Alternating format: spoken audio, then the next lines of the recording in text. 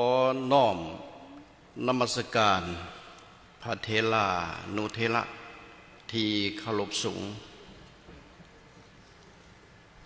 ขอเจริญพรผู้แทนแขกที่มีเกียรติที่นับถือและฮักแพงทั้งหลายอาตมาภาพได้ถูกแต่งตั้งเป็นตัวแทนของพระเลตพระคุณเจ้าพระอาจารย์ใหญ่มหาบุญมาสีมาพรหมประธานศูนย์กลางองค์การพุทธศาสนาแห่งสปป.ลาวเพื่อมาอ่านสารแสดงความสมเสยปิติยินดีต่อการเฉลิมฉลองมหาวิทยาลัยครบรอบ25 ปีณสถานที่นี้บทแสดงความยินดีสุ่มซื่นต่อวันครบรอบ25 ปีของการสั่งตั้งมหาวิทยาลัยนานาชาติเพื่อเป็นการเผยแผ่พุทธศาสนานิกายเทรวาทถึงรัฐบาลแห่งสหภาพเมียนมาและมหาวิทยาลัยนานาชาติ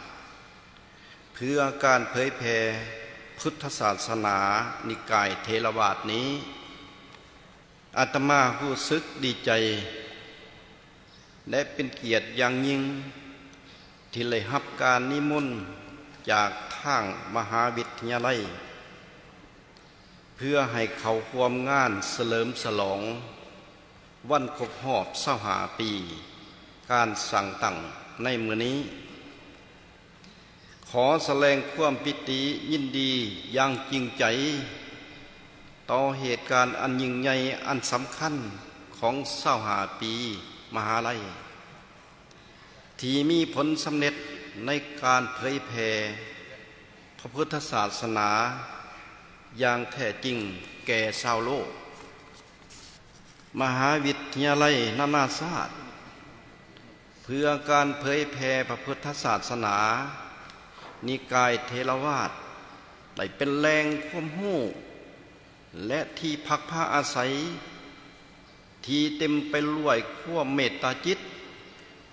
สำหรับนักศึกษาหลายพันคนทั้งภายในและอยู่ต่างประเทศที่สอบแสวงหาโอกาส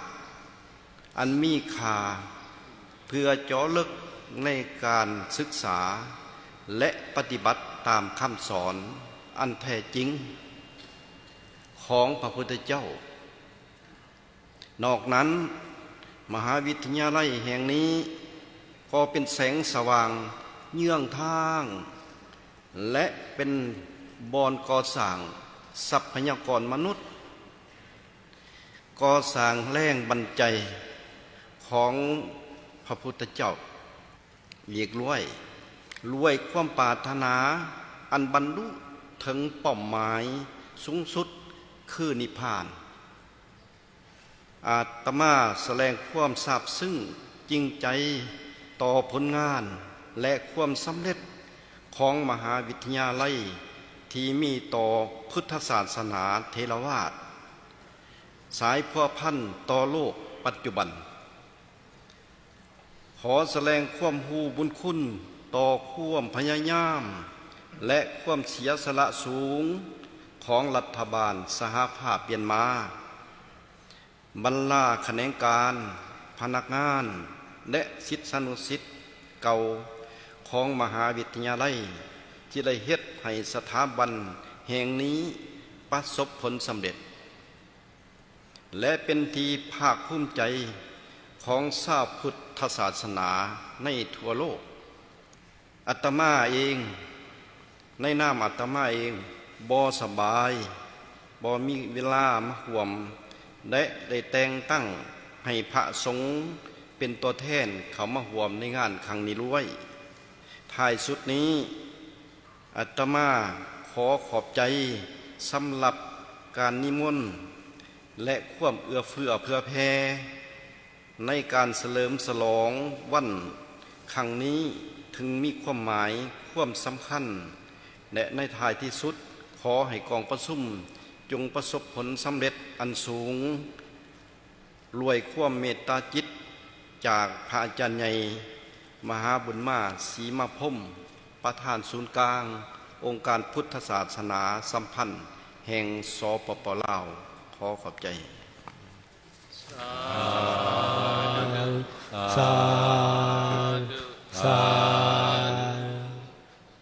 เราในงานตั้งใจจะเสียรถบัสก็อังกฤษภาษาเพี้ยน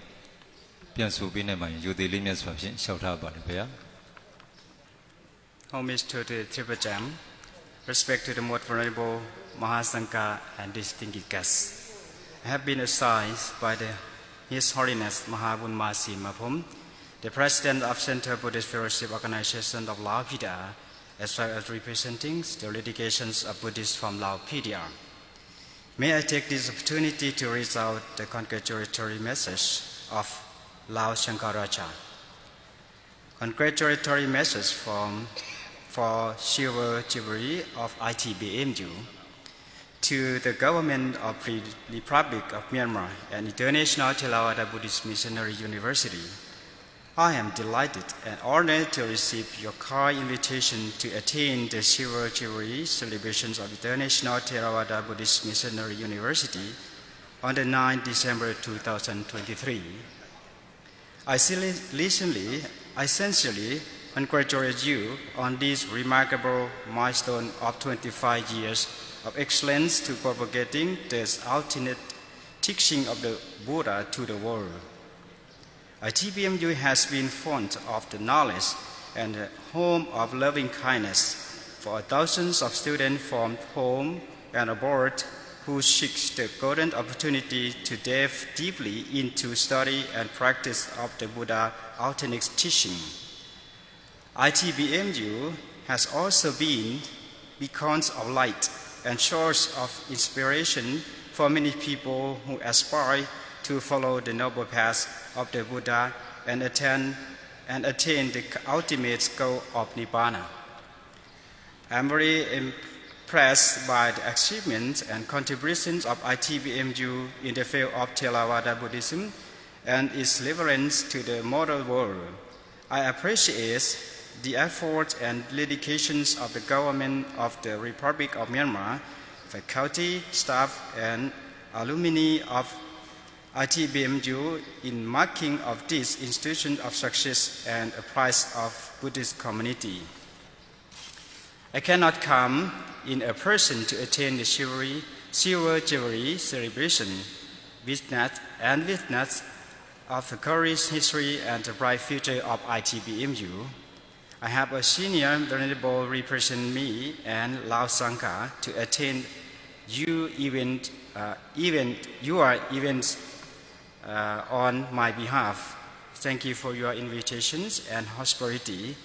I wish you all the best for the Silver Jubilee celebrations and continued growth and prosperity of ITBMU with Metta, the most vulnerable Mahabun Masi Maphum, the President of Central Buddhist Fellowship Organization of Lao PDR. Thank you. Sadhu, sadhu, sadhu.